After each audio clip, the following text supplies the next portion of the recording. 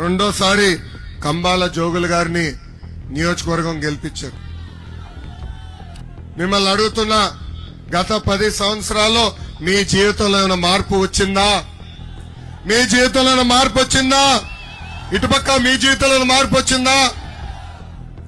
మీరు ఓటేసింది ఒక్క ఎమ్మెల్యే అవుతే బంపర్ ఆఫర్ వచ్చింది. ఇప్పుడు మీకు మొత్తం నియోజకవర్గం పైన ఇక్కడున్న ముగ్గురు పడి దోచేస్తున్నారు.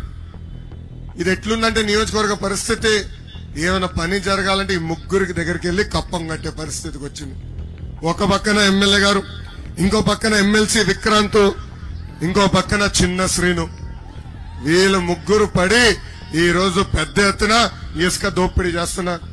ఈ ముగ్గురిని సభాముఖంగా అడుగుతున్నా, తెలుగుదేశం పార్టీ అధికారంలో ఉన్నప్పుడు ట్రాక్టర్ ఇసుక 1000 రూపాయలు, ఇప్పుడు అదే ట్రాక్టర్ ఇసుక 5000 రూపాయలు ఎట్లయింది? ఇక్కడున్న నాగావళి నది ఏమి 100 కిలోమీటర్ల దూరం అవులా, పక్కనే ఉంది. ఈ రోజు 5000 రూపాయలు అయిందంటే దానికి కారణం ఇక్కడున్న వీళ్ళు ముగ్గురు.